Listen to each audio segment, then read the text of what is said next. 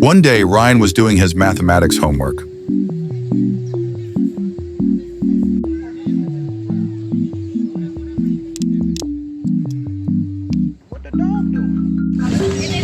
Ah man, my pencil's broken.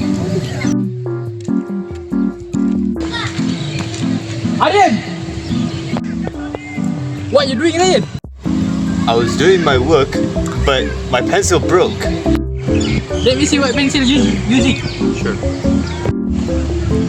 No wonder, bro, you are using your pencil.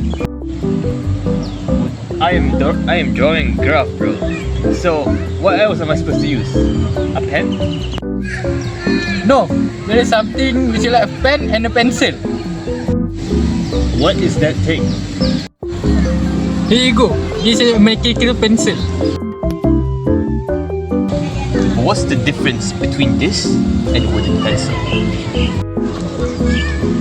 Good question. I will tell you why you should use this instead of pencil.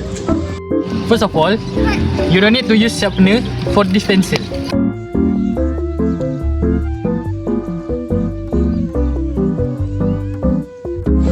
And also, it's make your handwriting more pretty. I see. And also, it's easy to use and refill.